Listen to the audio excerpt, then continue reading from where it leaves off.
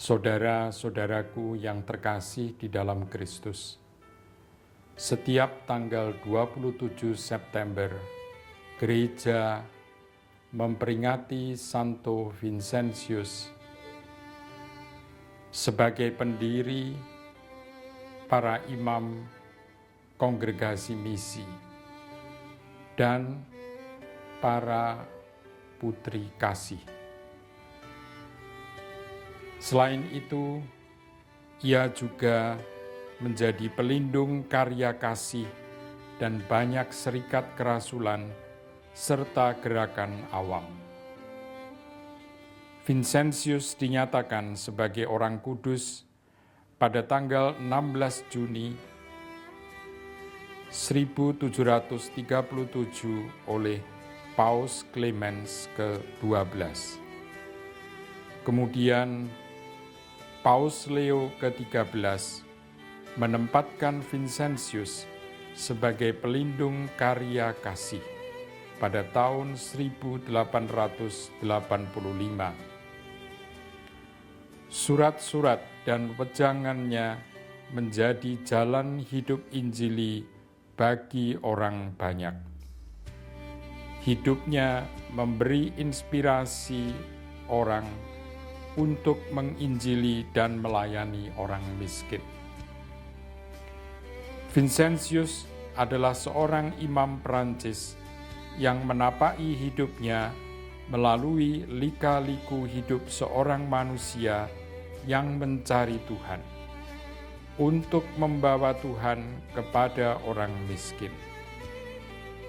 Dalam peziarahannya, Tuhan mendidik hati dan imannya melalui berbagai orang dan peristiwa, sehingga ia menemukan Tuhan dalam diri orang miskin.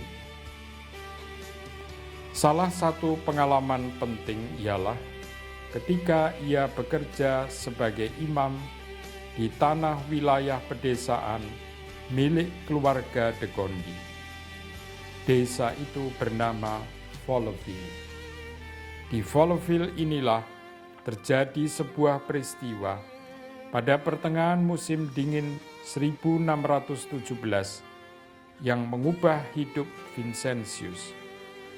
Vincentius berjumpa dengan seorang petani miskin menjelang ajalnya di desa kecil Gan, dekat Folleville.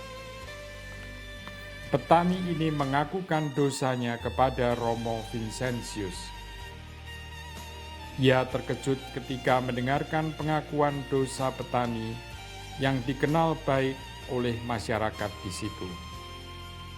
Petani ini mengatakan bahwa ia merasa lega karena ia bisa mengakukan dosa-dosanya kepada Vincentius.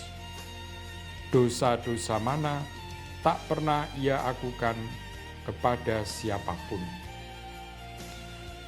Pertemuan ini menggerakkan Vincentius untuk bertindak. Juga Madame de Gondi berperan serta mendorong Vincentius untuk mendengarkan pengakuan dosa. Pada tanggal 25 Januari 1617, Vincentius mengajak umat di Folleville untuk mengakukan dosa dalam khotbah misa Hari Raya Pertobatan Santo Paulus. Khotbah ini menggerakkan umat di Folleville mengakui dosa-dosa mereka. Begitu banyak umat yang mengakukan dosa-dosa mereka, sampai Vincentius perlu mengajak para imam yang bekerja di sekitar Folleville guna membantunya.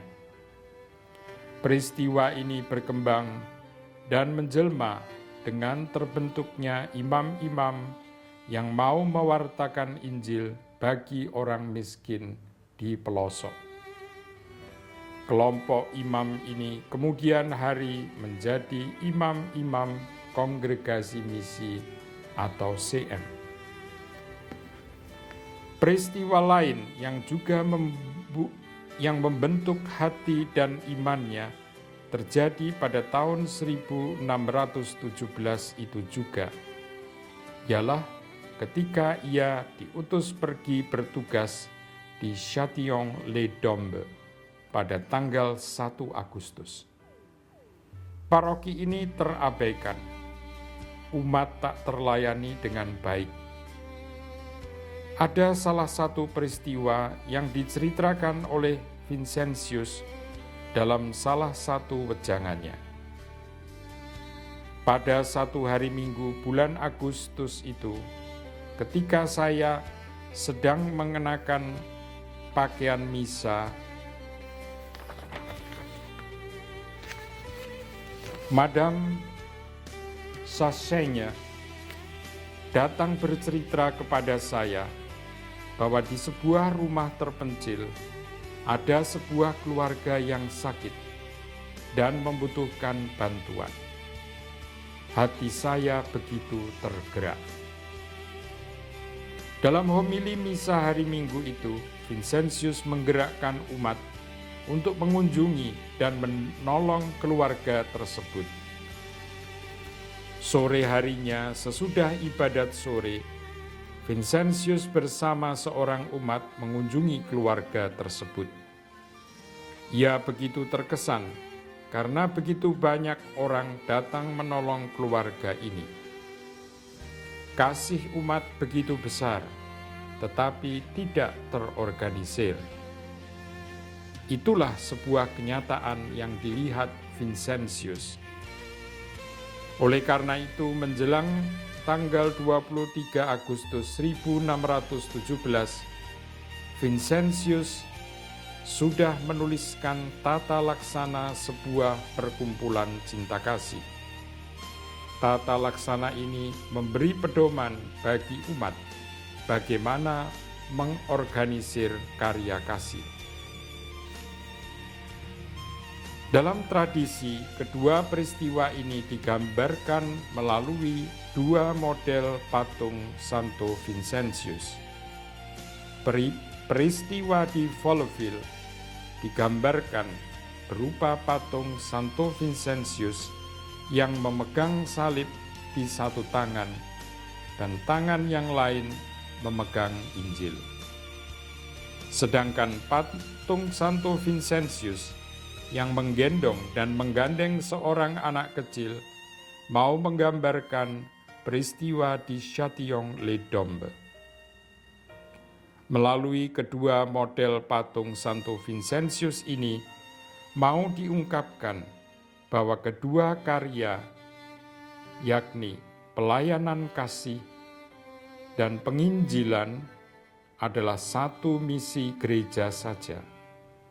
Karya kasih dan penginjilan adalah satu misi untuk mengembalikan harkat manusia yang sejati.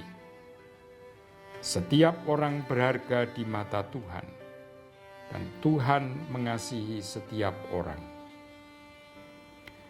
Jika kita melihat karya misi gereja, sesungguhnya kita perlu kembali kepada suatu misi gereja ini. Karya kelompok apapun di dalam gereja tak bisa mengatakan bahwa karya kamilah yang paling benar, paling hebat, dan bahkan satu-satunya. Kecenderungan orang atau kelompok untuk menekankan yang satu secara berlebihan adalah tanda orang kurang melihat masalahnya lebih luas. Konsekuensinya bisa buruk bagi hidup menggereja jika orang tidak menyadarinya.